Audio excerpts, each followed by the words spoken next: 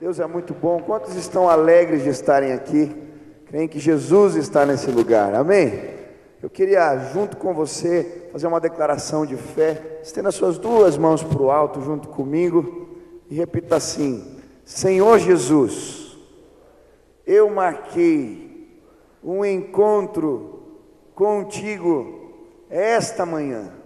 Senhor Jesus, eu abro meu coração para receber tudo aquilo que o Senhor tem para a minha vida.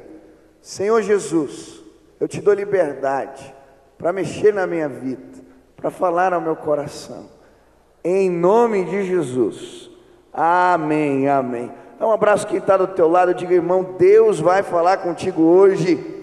Jesus te ama muito. Que bom que você está aqui pertinho de mim. Fala para o teu irmão, é bom demais fazer parte dessa família que é a igreja. Pode sentar. É muito bom estar aqui e poder ministrar a palavra do Senhor. E hoje eu queria, em nome de Jesus, desafiar esta igreja a participar de um grande mover de oração. Eu creio que Deus tem coisas grandes e coisas novas para serem derramadas aqui no nosso meio, se nós começarmos a orar mais.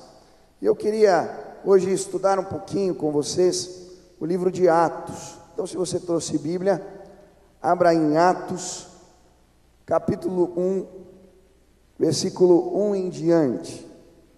Atos, capítulo 1, versículo 1 em diante. Quem achou, diga amém. Quem não achou, diga misericórdia. Pede ajuda para o irmão que está do lado, né? Ele ajuda. É tão gostoso, crente novo. Na minha célula tem um monte de crente novinho e eles não acham as coisas na Bíblia. Eu acho o máximo, né? Eu estava discipulando um menino e eu dei a liçãozinha do discipulado para ele. E ele voltou na outra semana e falou assim: pastor, é pesada essa lição. Eu falei: por quê, querido? Não, eu achei pesado. Tá bom, aí comecei a estudar com ele e eu vi que ele confundiu os versículos com os capítulos. Então estava escrito lá que era para ler do versículo 10 ao 20, ele leu do capítulo 10 ao 20. Eu falei: agora eu estou entendendo porque o discipulado é pesado, né? Então você está chegando e não sabe mexer na Bíblia, pede ajuda para o teu irmão. A gente tem prazer em te ajudar a manusear a palavra do Senhor, amém? Quantos não trouxeram Bíblia? Digam perdão, Senhor. Irmão, traga a Bíblia para a igreja, ela é palavra do Senhor. Tem crente que tem que trazer a Bíblia para a igreja debaixo do braço, com alegria. Essa palavra é viva, ela mudou a tua vida, não é verdade? Amém? Você que é visitante está perdoado. Vamos embora.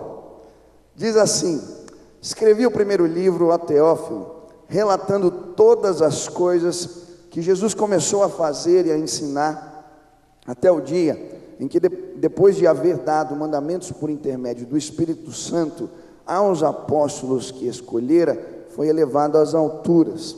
A estes também, depois de ter padecido, se apresentou vivo com muitas provas incontestáveis, aparecendo-lhes durante 40 dias e falando das coisas concernentes ao reino de Deus.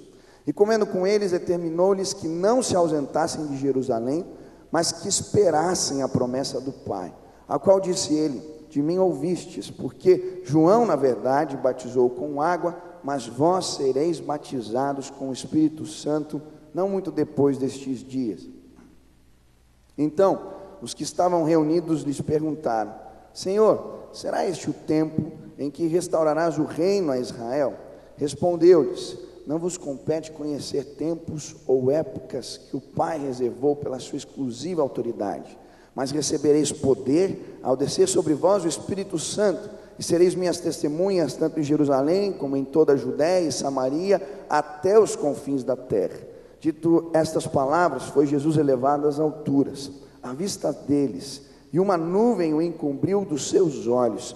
Estando eles com os olhos fitos no céu, enquanto Jesus subia, eis que 2 varões vestidos de branco se puseram ao lado deles. Eles disseram: varões galileus, por que estáis olhando para as alturas?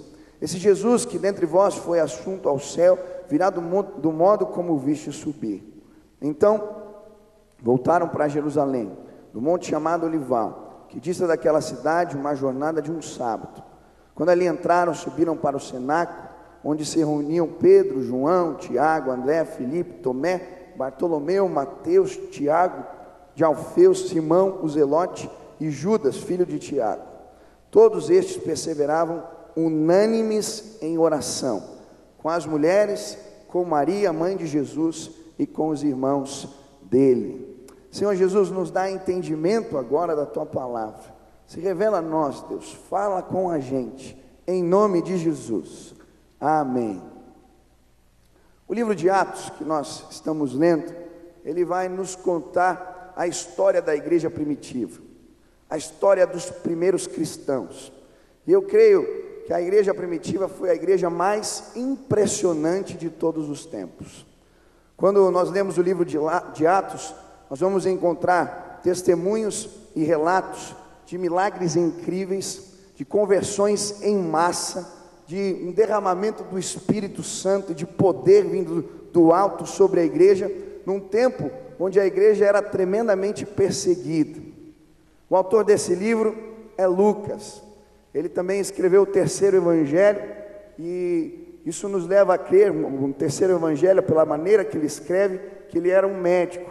Quando ele vai tratar a respeito das enfermidades que Jesus curava nas pessoas, ele usa termos técnicos que só um médico poderia usar.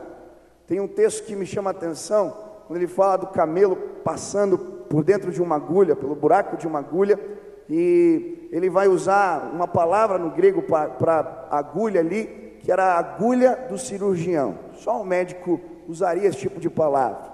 A Bíblia nos fala muito de Lucas, mas em Colossenses o chama de um médico amado. Em Filemão vai dizer que ele foi um companheiro, um parceiro do apóstolo Paulo. E em Timóteo a Bíblia vai dizer que ele inclusive dividiu cela, foi companheiro de cárcere do apóstolo Paulo. Um homem que no final da vida se transformou num mártir. Já depois da morte do apóstolo Paulo, ele foi pregar o evangelho entre os gregos, e ali os sacerdotes pagãos incitam a multidão contra Lucas, e ele é levado a um olival, e ali ele é enforcado em uma oliveira verde. Esse livro que estamos lendo foi escrito por um mártir, um homem de Deus, um homem que amava Deus. E os livros que ele escreve, ele endereça sempre para Teófilo, o excelentíssimo Teófilo. E o nome Teófilo significa amado de Deus. E muitos acreditam que esse era um nome genérico para que ele acobertasse uma alta autoridade romana que estava se interessando por o evangelho num tempo de perseguição religiosa. E por isso, em vez de chamar esse camarada pelo nome, ele chama Teófilo, amado de Deus. E à medida que esse livro vai sendo apresentado a nós, e ele vai evangelizando Teófilo, ele vai contando a história do que Deus estava fazendo no meio do povo. E eu acho tremendo, eu não sei quantos já leram o livro de Atos todo aqui, levante as mãos para ver. Que joia, glória a Deus. Se você ler esse livro, você vai ver que ele não está escrito em ordem cronológica. É como se Lucas abrisse janelas na história e fosse nos mostrando fatos importantes, acontecimentos especiais na história da igreja. E hoje eu queria olhar com vocês por entre de uma dessas janelas e procurar entender o que fez dessa igreja uma igreja tão impactante. O que fez da vida desses primeiros cristãos uma vida tão diferente. Por que essa igreja era uma igreja tão forte? Por que eles estavam passando por um tempo de avivamento e despertamento espiritual? E essa manhã eu queria estudar junto com você algumas marcas de espiritualidade que a Bíblia nos apresenta na história dessa igreja e que fizeram dela uma igreja forte, uma igreja que passava por um grande despertamento espiritual. Eu quero, em nome de Jesus, dizer para você que você também pode, irmão, passar por um grande despertamento espiritual, fazer parte de um grande mover do Senhor, de um grande avivamento. Se algumas dessas marcas espirituais estiverem presentes na sua vida, em nome de Jesus. Quantos querem participar de um grande despertamento espiritual? Levante as mãos. Eu sonho com isso desde que eu era adolescente, eu quero. E hoje eu não vou conseguir falar de todas as marcas, mas eu vou falar pelo menos de uma. E ela se encontra no versículo 14, que nós acabamos de ler. A Bíblia diz assim: todos estes perseveravam unânimes em oração. Vou ler mais uma vez. Todos estes perseveravam unânimes em oração. Capítulo 2, versículo 42. E perseveravam na doutrina dos apóstolos, e na comunhão, e no partir do pão, e nas orações. Atos capítulo 4, versículo 31. Tendo eles orado, tremeu o lugar onde estavam reunidos. Todos ficaram cheios do Espírito Santo, e com intrepidez anunciavam a palavra de Deus. Atos capítulo 6, versículo 4. E quanto a nós, nos consagraremos à oração e ao ministério da palavra. Atos capítulo 12, versículo 5. Pedro, pois, estava guardado no cárcere, mas havia oração incessante a Deus por parte da igreja a favor dele. Qual que era a primeira marca de espiritualidade da igreja primitiva? O quê? A oração. E a Bíblia vai chamar de oração perseverante ou oração incessante. Não é aquela oração que você faz antes do almoço só, né? Faça mal, faça bem, em nome de Jesus, amém. Não. Nem aquela que você faz antes de dormir, já debaixo das cobertas, você nem lembra como terminou a oração. Não.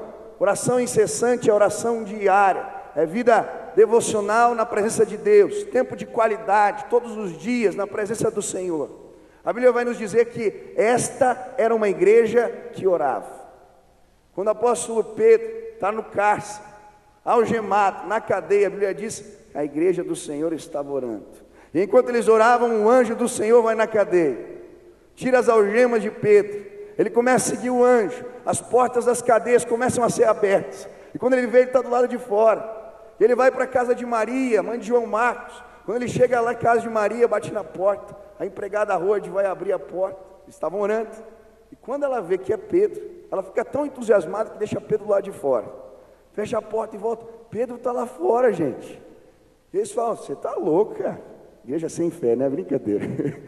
A gente ora, às vezes não tem. É ser o anjo dele, você viu alguma coisa? Não, vamos lá, ele está na porta. E quando eles saem, abrem a porta, Pedro está lá do lado de fora. E ele, quando eles vêm, eles fazem uma bagunça, assim, um barulho. E ele entra dentro da sala. Quando Deus resgatou Pedro, a igreja estava orando.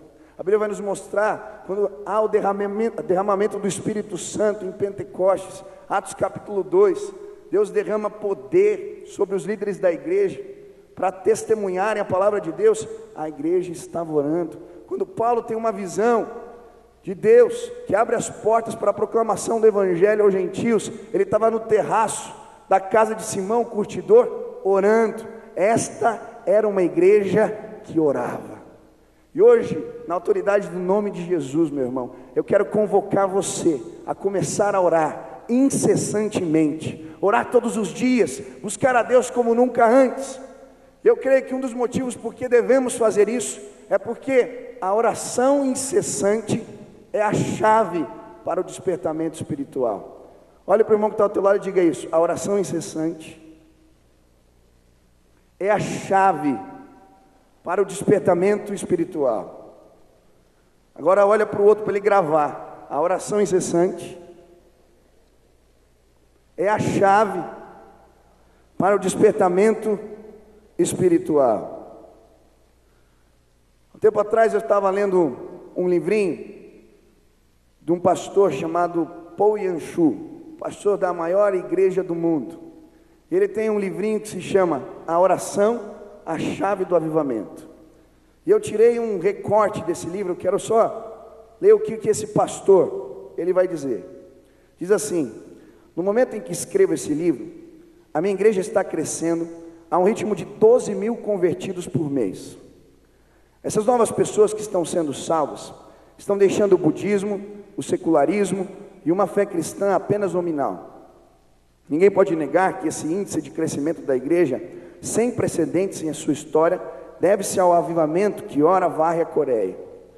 Agora, em 1983, O rol de membros da nossa igreja já se aproxima dos 400 mil membros. Com o ritmo de crescimento que estamos experimentando, até o final de 1984, teremos ultrapassado 500 mil membros ativos. Hoje essa igreja tem mais de 1 milhão de membros. Como é que uma igreja pode crescer tanto? Será que este avivamento pode ocorrer em outros países?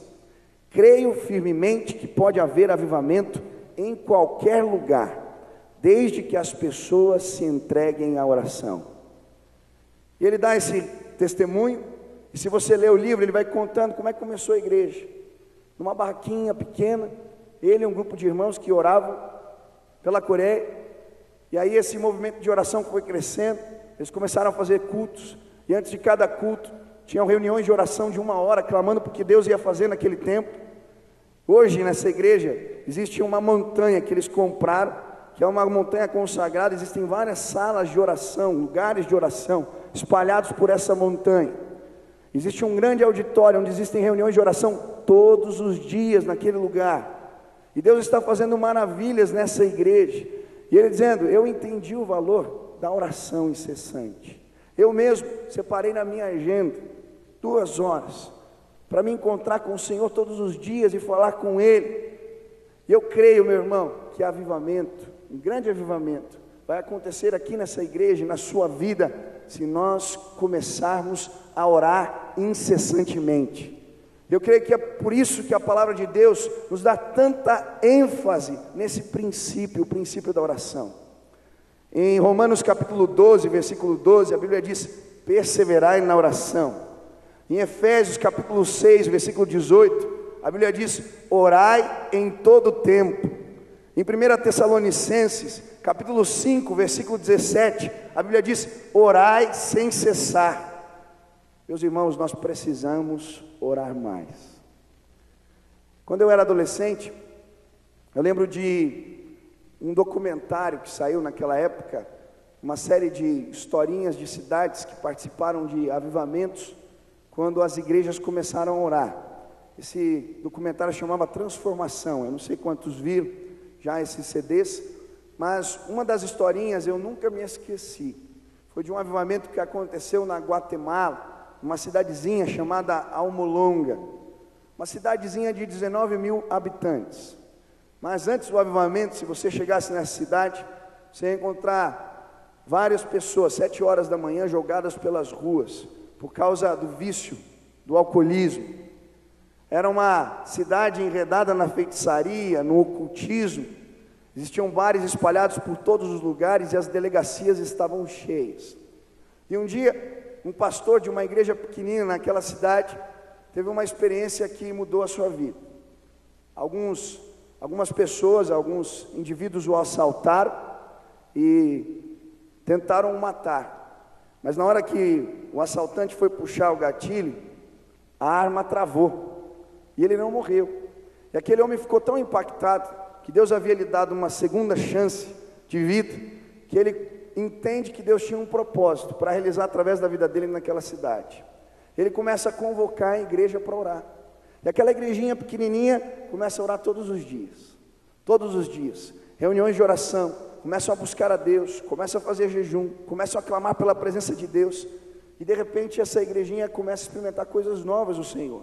Pessoas começam a chegar ali e serem curadas milagrosamente, pessoas começam a ser libertas, a igrejinha começa a crescer, e Deus faz um mover naquela cidade. E hoje, eles mostrando no documentário, você chegar nessa cidadezinha de Almolongo, ali você vai ver que essa é uma cidadezinha de igrejas.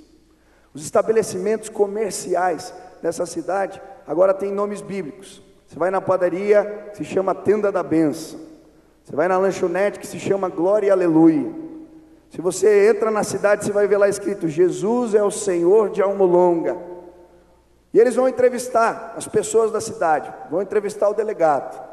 Chegam para o delegado, mudou alguma coisa nesses últimos anos? Ele falou, olha, nós tínhamos 4 delegacias, hoje nós não temos mais delegacia na cidade.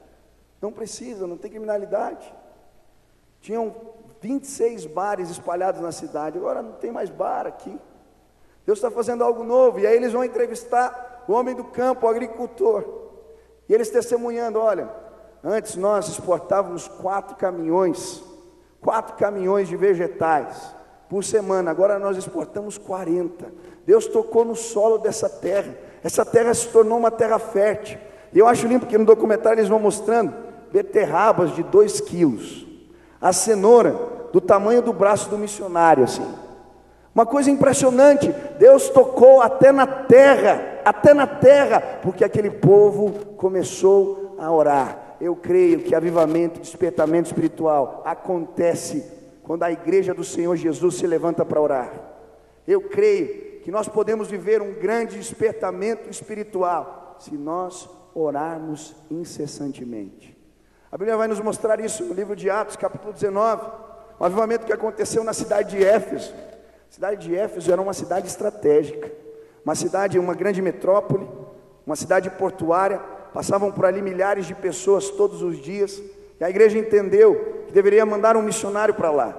Enviou o apóstolo Paulo e começou a orar por aquele lugar, clamar a Deus por aquele lugar. A cidade de Éfeso era uma grande fortaleza espiritual. Ali existiam os chamadas letras de Éfeso, que eram vendidas, que era uma espécie de amuleto que as pessoas pegavam para terem sorte nos negócios, sorte no amor. Era uma espécie de simpatia, uma cidade mergulhada no ocultismo e na feitiçaria. Uma das 7 maravilhas do mundo estava na cidade de Éfeso, do mundo antigo. Era o templo de Artemis, de Diana dos Efésios. Um templo onde existiam ali prostitutas cultuais, que tinham relações com os homens a todos os dias, todo o tempo. Uma cidade imersa na prostituição.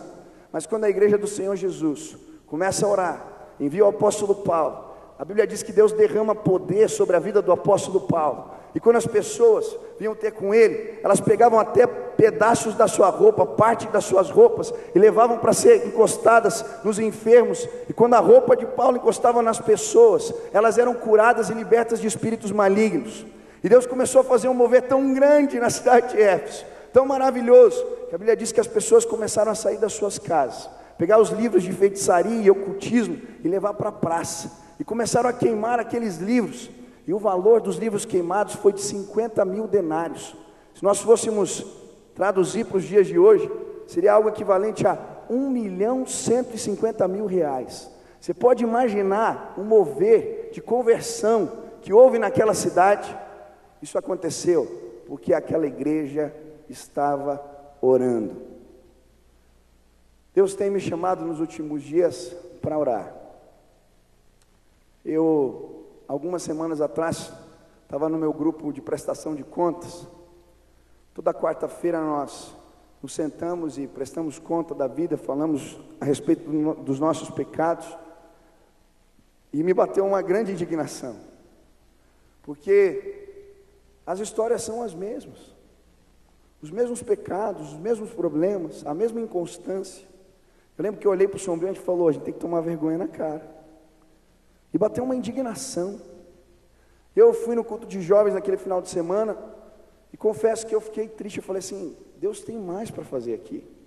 Era para esse lugar estar cheio de jovens, muito mais do que tem. Eu voltei desanimado no carro aquele dia, entrei no carro, a Sil estava comigo, estava meio triste assim, até chorei aquele dia. E ela falou para mim, e cara, você não é de baixar a guarda não.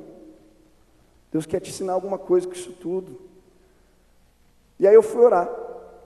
E quando eu estava orando, o Espírito Santo de Deus começou a me lembrar de algumas coisas.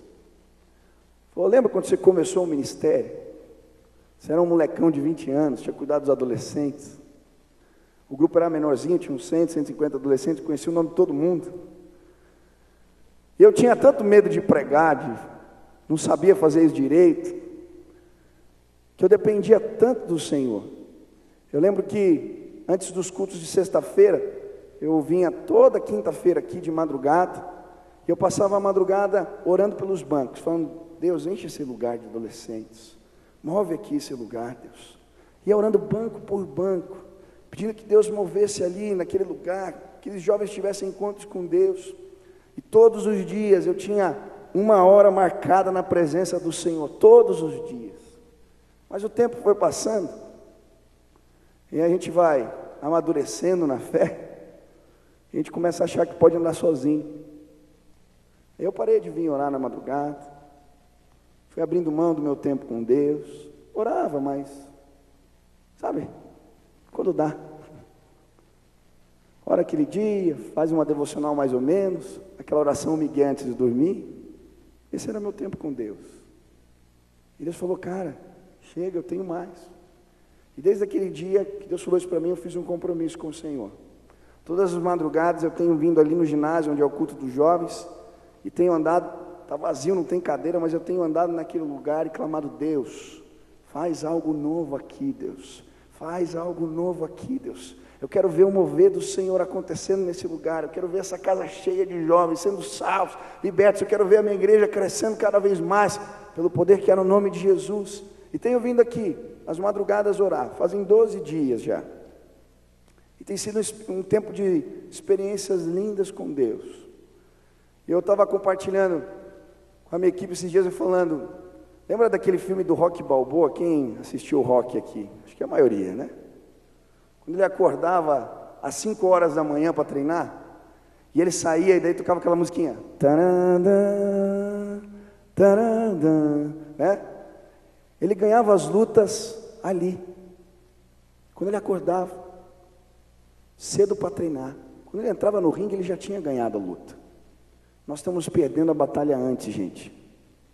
A gente tem que chegar nos cultos só para recolher os despojos de guerra, porque a gente já ganhou a batalha na oração. E eu creio que essa igreja vai crescer como nunca antes, se o povo do Senhor Jesus se comprometer aqui nesse lugar a orar. Eu convoquei os jovens há 2 semanas atrás a orar. Nós temos uma reunião de oração toda quarta-feira, que acontece das 10h30 à meia-noite, porque os jovens saem da faculdade e vêm para a igreja. Essa semana tinha 100 jovens no ginásio, andando e clamando, Deus vem nesse lugar, Deus vem nesse lugar. Sexta-feira, antes do culto dos adolescentes, das 7 às 7h30, nosso culto começa às 7h30, tinha adolescentes andando por todo o ginásio, clamando, Deus vem neste lugar. No sábado a mesma coisa. E eu queria convocar esta igreja para começar a orar como nunca antes. Meu irmão, você vai ter experiências com o Senhor, experiências do poder de Deus. Você vai participar de um grande despertamento espiritual, se você começar a orar incessantemente. Queria fazer algumas perguntas para você. Essa última semana, quantos aqui tiveram tempo de qualidade na presença de Deus todos os dias? Tempo de qualidade na presença de Deus todos os dias. Levante sua mão aí. Fique de pé aí no seu lugar, rapidinho.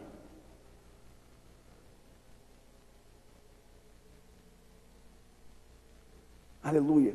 Você que está orando, irmão, eu quero que você continue nessa pegada com Jesus. Agora eu quero que a igreja toda se levante. Olha a diferença, o poder desse exército espiritual que Deus vai levantar se todos nós começarmos a orar. Meu irmão, desde que eu era adolescente, eu ouço as pessoas falando, menino, você vai participar de um avivamento de Deus, algo grande vai acontecer na sua vida, você vai ver coisas tremendas. Eu já estou com 30 anos. E se eu não decidir que esse tempo chegou e é agora, eu vou ter 50 anos e vou estar falando, um dia eu vou participar de um avivamento de Deus. Esse tempo chegou e é agora, em nome de Jesus. Eu quero desafiar você, cara, a fazer a sua parte. Porque se nós fizermos a nossa parte, eu tenho certeza que Deus vai fazer a parte dele. Vai fazer. Não tem como fazer a obra do Senhor sem Deus. Eu quero desafiar todos os irmãos que aqui estão, essa semana, começar algo diferente. Essa semana, queria te desafiar a ter tempo de qualidade com Deus todos os dias. Todos os dias. É um compromisso que você vai fazer com o Senhor nesse culto agora. Quantos estão dispostos, essa semana, a começar a participar desse movimento de oração junto comigo? Levante as mãos bem alto, todos os dias. Olha para o lado, olha agora, olha para esse lugar. Olha o que Deus vai começar a fazer aqui, meu irmão. Coisas tremendas. Quarta-feira nós temos nosso culto de oração, irmão. Quero desafiar você, se você puder, venha no culto de oração. Comece a clamar. Você tem faculdade, estuda à noite, venha no dos jovens, às 10h30. E nós vamos começar a orar. E Deus vai fazer grandes coisas nesse lugar. Eu olho esse templo aqui, meus irmãos. Para esse lugar ficar pronto no tempo que a gente está sonhando, só se Deus fizer milagres. Não vai ser uma obra de homens apenas. Precisa haver um mover espiritual. E nós vamos clamar, e nós vamos orar, e nós vamos ver com os nossos próprios olhos o que Deus vai fazer nessa igreja, para a honra e glória do nome de Jesus. Amém?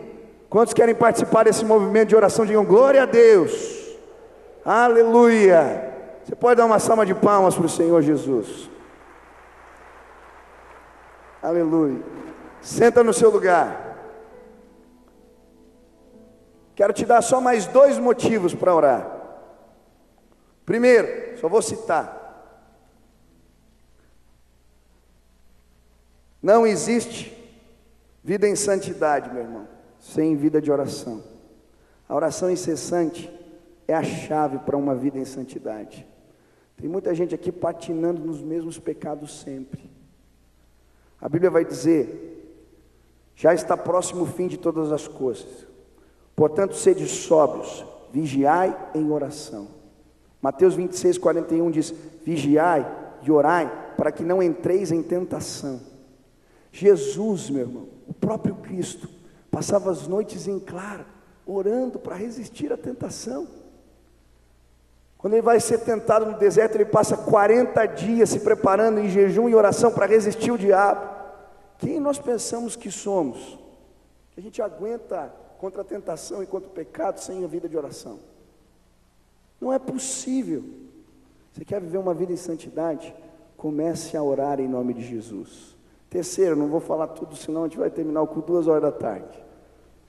A oração incessante é a chave para movermos o coração de Deus. Jesus vai dar testemunho disso. Em Lucas 11, versículo 9 e 10, ele diz: pedi e dar-se-vos-á, buscai e achareis, batei e abri-se-vos-á, porque qualquer que pede, recebe, e quem busca, acha, e quem bate, abrir-se-lhe-á. João 14:13 diz: e tudo quanto pedirdes em meu nome, eu farei, para que o Pai seja glorificado no Filho. Jesus vai contar histórias, dizendo para nós orarmos. A história da viúva que batia na porta do juiz, dizendo: julga a minha causa, julga a minha causa, julga a minha causa. Quero te convocar a bater na porta dos céus e começar a clamar: Deus, julga, julga, julga as nossas causas, Pai, julga as nossas causas. Elias fez isso, a Bíblia diz, orou e moveu o coração de Deus. Por 3 anos e meio parou de chover na terra de Israel. Quando ele volta a orar, volta a chover. Um homem que abria e fechava o céu com o poder da oração, meu irmão. Daniel orava 3 vezes por dia, janelas abertas, portas abertas. Ele fechou a boca de leões. Deus usou para trazer revelações de sonhos, interpretações. Se olhar a história de Moisés, um homem que acordava todos os dias pela manhã, ia para a tenda do encontro, e ali ele buscava a Deus, e vinha a nuvem da presença de Deus, e Deus falava com ele face a face. Homem que viu o mar se abrindo, homem que viu água saindo das rochas, que viu pão caindo do céu, um homem que orava.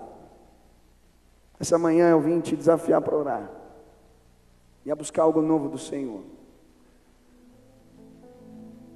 Algum tempo atrás eu estava fuçando na internet e achei uma historinha linda, de um reitor de um seminário, que levou os alunos para uma excursão na Inglaterra.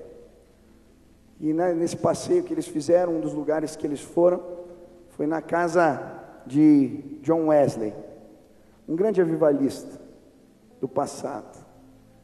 E eles foram visitando aquela casa com os alunos, e eles começaram a entrar na biblioteca, na cozinha, nos quartos, admirando tudo. E quando chegaram numa salinha, uma sala de oração, todos ficaram emocionados. Naquele lugar tinha uma correntinha assim, que separava uma cadeira. Do lado daquela cadeira, no assoalho de madeira, estavam ali as marcas do joelho de John Wesley. O lugar onde aquele homem orava todos os dias. De tanto orar, ficou impregnado na madeira. Ele reúne os alunos e vão embora. Quando ele vai contar quem está faltando no ônibus, ele começa e vê que está faltando um aluno. Ele volta para a casa de John Wesley para ver quem estava faltando. Quando ele chega lá, aquele jovem tinha tirado a correntinha, estava de joelhos no mesmo lugar onde John Wesley estava orando, e ele dizia: Deus, faz de novo. Deus, faz de novo. Deus, faz de novo. E aí, ele bate no ombro daquele menino e fala: Billy, vamos embora, você está atrasado. Era Billy Graham que estava orando ali. Esse homem se tornou um dos maiores evangelistas de todos os tempos, estádios lotados. Era um homem que orava. Eu sonho desde que eu sou adolescente, que Deus me encontrou. Eu quero participar de um mover de Deus. Eu quero participar. Eu tenho orado: Deus, faz de novo. Deus, faz de novo. Deus, faz de novo. E eu falei para Deus: Deus, eu vou dar tudo que eu tenho. Eu vou chegar nos limites das minhas forças. Eu vou fazer o melhor que eu posso. Porque eu quero ver coisas grandes do Senhor nesse tempo. E hoje eu vim aqui bater no teu ombro e dizer: irmão, comece a orar comigo e clamar: Deus, faz de novo. Deus, faz de novo. Deus, faz de novo. Deus, faz de novo. Você pode viver para muitas coisas, gastar tua vida para correr atrás de dinheiro, para ter um carro melhor, um apartamento maior, um computador melhor. Meu irmão, quero te desafiar hoje a correr atrás daquilo que vale a pena. Promessas de Deus que alcançam a eternidade. Você quer semear o quê? Essa manhã eu vim desafiar essa igreja para participar de um mover de oração, a clamar por avivamento, a clamar a Deus por algo novo, a viver e entregar o máximo que temos, para que possamos experimentar mais de Deus neste lugar. Meu irmão, eu vim dizer para você: Deus tem mais para você. Deus tem mais para você. Deus tem mais para essa igreja. Deus tem mais para nós. E se hoje aqui você entende que você pode fazer mais, que você pode fazer melhor, que você pode buscar ainda mais, você pode se entregar ainda mais, para que esse mover de Deus varra a nossa terra, alcance o nosso povo, alcance as nossas casas, vidas sejam salvas e libertas, gente que está indo para o inferno. Eu não estou fazendo a minha parte. Você está dizendo: eu quero participar disso, eu quero. Meu irmão, aonde você está, fica de pé aí no teu lugar. Eu quero orar hoje e clamar: Deus, começa algo novo neste lugar, faz grandes coisas, faz grandes coisas. Você quer dizer: Deus, eu quero orar incessantemente.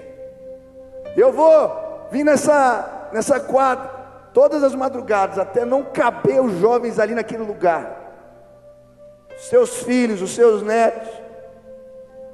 Ter jovens saindo pela janela. A gente vai vir para o templo aqui em nome de Jesus. Ano que vem eu quero te desafiar a começar a orar e pedir: Deus, faz grandes coisas, começa a mover de avivamento nesse lugar, em nome de Jesus. Quero orar por você. Se você quiser estender suas mãos assim, eu quero orar que o Espírito Santo de Deus te capacite essa semana, você cumprir esse compromisso, porque não é fácil, irmão, é sacrificial.